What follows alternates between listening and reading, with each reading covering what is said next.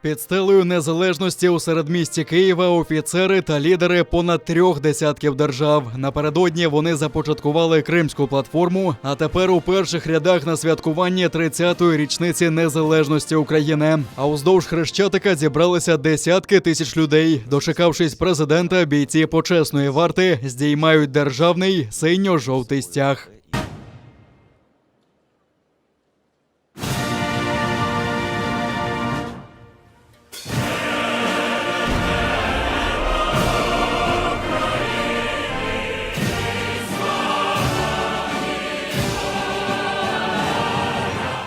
Україна не просто здобула, а відродила свою незалежність. З таких слів починає звернення президент Володимир Зеленський і наголосив, що ми спадкоємці тисячолітньої держави Русі.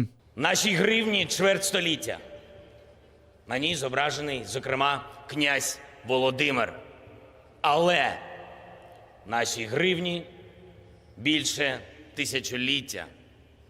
Вона існувала за князя Володимира. Наш тризуб був затверджений в Конституції України 25 років тому. І наш тризуб був витиснутий на цеглинах Десятинної церкви 1025 років тому. Свято державності указом президента отримало власну дату. Глава держави привселюдно підписав документ і закликав Верховну Раду зробити День хрещення Русі 28 червня вихідним днем української державності.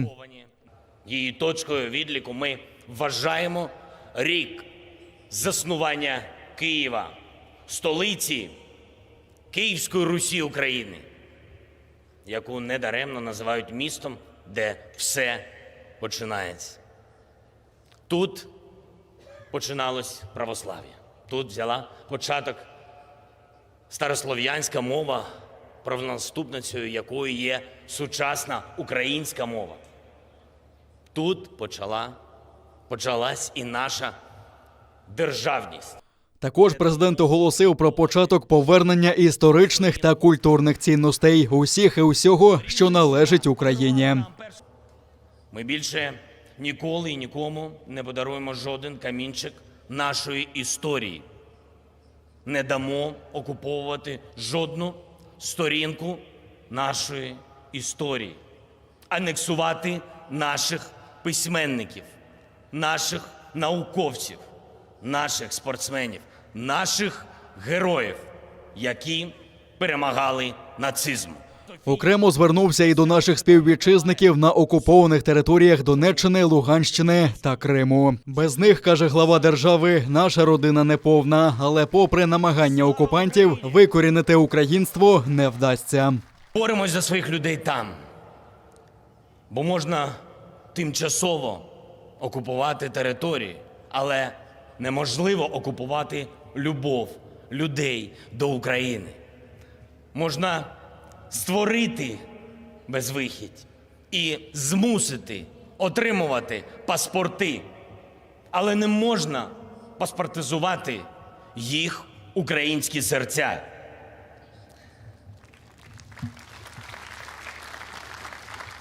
Вони повернуться, бо ми родина. І єдине, що може нас розділяти, це щедро накритий стіл.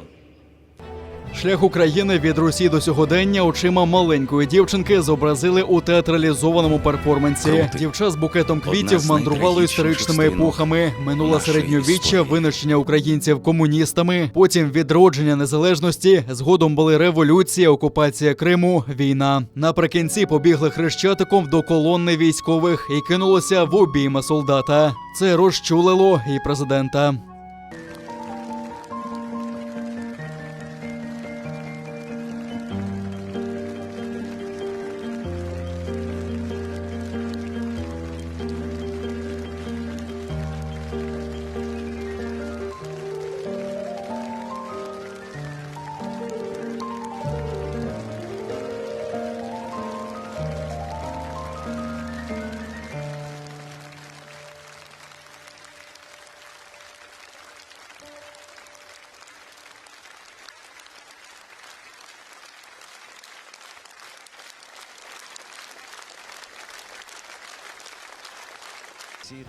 Тоді Хрещатиком крокували 5 тисяч українських військових. Серед них і ті, хто лише нещодавно повернувся з передової. Бійців у парадних одностроях та воїнів в польовій формі люди зустрічають оваціями. Слідом крокують коробки наших союзників, військові зі Сполучених Штатів, Канади, Великої Британії, спільний українсько-польсько-литовський підрозділ та інші. Завершив марш зведений оркестр українців, американців, британців та поляків. Разом виконали класичний твір Людвіга ван Бетховена «Ода до радості».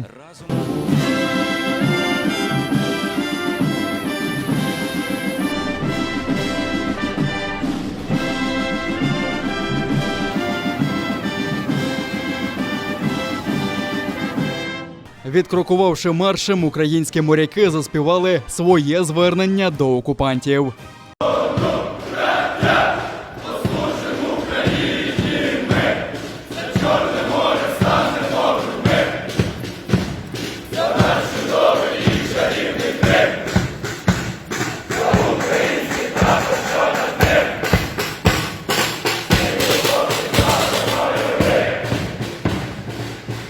У київському небі з'являється авіація, гвинтокрили, винищувачі, військово-транспортні та найбільший і єдиний у світі Ан-225 «Мрія». Сучасні французькі гвинтокрили Національної гвардії та надзвичайників, літаки, які ще нещодавно допомагали гасити пожежі у Туреччині та Греції. А на Хрещатику колони модернізованої та цілком нової техніки українського війська. Танки «Оплот», самохідна артилерія, новітні українські броньовики. Серед колон бойової техніки берегові комплекси «Нептун», протитанкові ракетні комплекси «Джевелін», безпілотники «Байрактар» та багато іншого.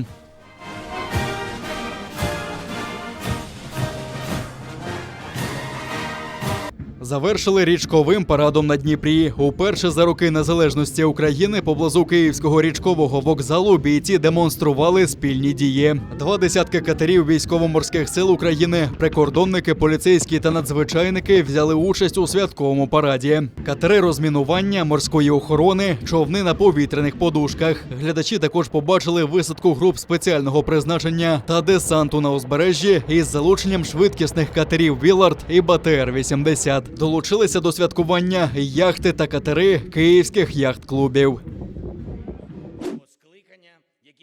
Президент України Володимир Зеленський запропонував парламенту зробити нове свято і вихідним. З цим він звернувся до депутатів на урочистому засіданні, присвяченому святкуванню 30-ї річниці незалежності України. Законопроєкт про це він вже вніс у парламент. Указ про запровадження нового українського свята він підписав під час святкової промови на Майдані Незалежності. Відзначати День української державності будуть у День хрещення Київської Русі України 28 липня. В той день, важливий день для нашої держави, теплий день, відбулось відновлення незалежності України, відновлення державності України. І я підписав указ про відзначення Дня української державності і вношу на ваш розгляд проект закону, за яким він має бути вихідним днем.